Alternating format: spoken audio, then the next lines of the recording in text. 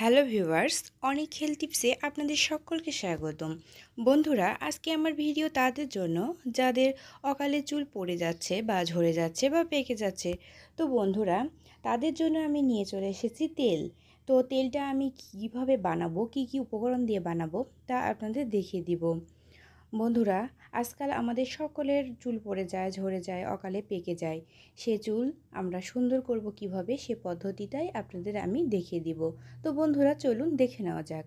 প্রথমে আমি একটা প্যানে তেল দিয়ে দিব। আমি এখানে তেল ইউজ করেছি নিহা ন্যাচারাল। আপনারা যেরকম তেল ইউজ করেন সেই তেল দিতে পারেন, কোনো সমস্যা নেই। আমি তেল দিয়ে দিচ্ছি প্যানে। তেলটা আমি খুব হালকা আঁচে গরম করে নিব। আপনারা দেখতেই পাচ্ছেন যে আমি কি পরিমাণ তেল দিলাম এখানে।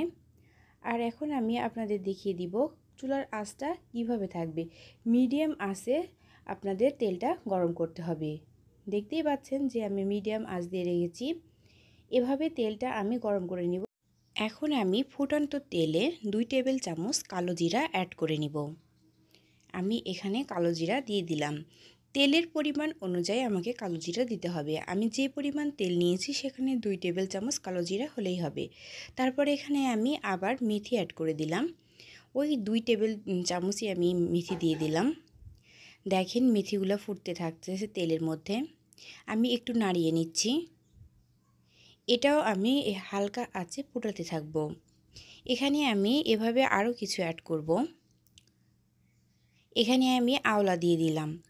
বন্ধুরা, আমরা আওলা মেথির সাথে পেয়ে থাকি, যেটা আলাদা করে বিক্রি হয়। এটা আমরা ফাটিয়ে দিয়েছি।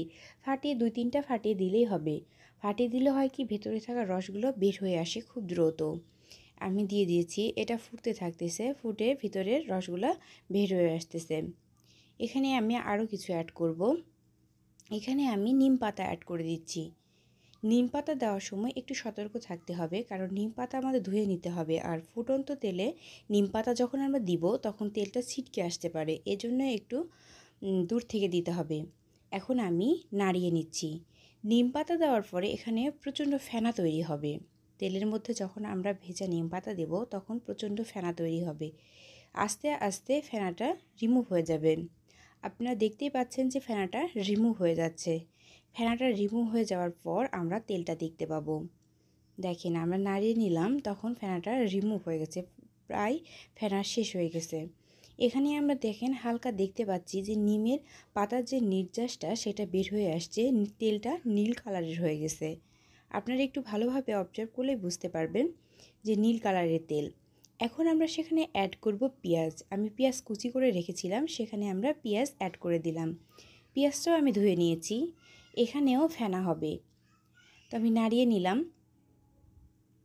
সুন্দর করে নাড়িয়ে নিতে হবে। এখানে আস্তে আস্তে এই ফেনাটাও কমতে থাকবে। ফেনাটা কমতে কমতে আপনার নিম পাতার সঙ্গে আমি যে পেঁয়াজটা অ্যাড করলাম সেই পেঁয়াজটা আস্তে আস্তে ফ্রাই হতে থাকবে, খুব হালকা ফ্রাই হবে। নিম পাতাটাও ফ্রাই হবে, পেঁয়াজটাও ফ্রাই হবে। ফেনাটা কমবে আর এটা ফ্রাই হতে থাকবে। ততক্ষণ পর্যন্ত আমাদের এটা ফ্রাই করতে হবে যতক্ষণ না পর্যন্ত এর সম্পূর্ণ নির্যাস বের হয়ে আসে। আর সেটা বোঝার জন্য আমাদের দেখতে হবে যে পেঁয়াজ এবং নিমপাতা ফ্রাই হয়ে গেছে, হালকা হালকা একটা কালার চলে আসবে, আমরা দেখলেই বুঝতে পারবো সেটা। এবং আমি এখানে সেটা দেখিয়ে দিব, তাহলে আপনারা খুব ভালোভাবে বুঝতে পারবেন। আমি আঁচটা কিন্তু রেখে দিয়েছি, হালকা আঁচে কিন্তু আমি এই তেলটা তৈরি করে নিচ্ছি। বন্ধুরা, আপনারা দেখতেই পাচ্ছেন। দেখেন বন্ধুরা, এখানে আমাদের তেলটা তৈরি হয়ে গেছে, ফেনা শেষ। দেখেন এখানে সব হালকা হালকা ফ্রাই হয়েছে, দেখতেই পাচ্ছেন হালকা ফ্রাই, এগুলো সব বের হয়ে আসছে। আর তেলের কালারটাও দেখতে পাচ্ছেন নীল কালার হয়ে আসছে। এই তো কালারটা আমি দেখিয়ে দিলাম। এখন এই তেলটা আমাদের ছাঁকুনির সাহায্যে ছেঁকে নিতে হবে এবং একটা জারে এটা রেখে দিতে হবে। এই তেলটা আমরা ব্যবহার করব শ্যাম্পু করার পর। শ্যাম্পু করার পর ব্যবহার করব। সপ্তাহে যদি আমরা ব্যবহার করি 2বার, এবং 3 সপ্তাহের মধ্যে আমরা এটার ফলাফল পেয়ে যাব। তো বন্ধুরা, আজকের ভিডিও এ পর্যন্তই। পরবর্তী ভিডিওর জন্য অপেক্ষা করুন আর কমেন্ট বক্সে আপনাদের ফলাফলটা জানিয়ে দিন।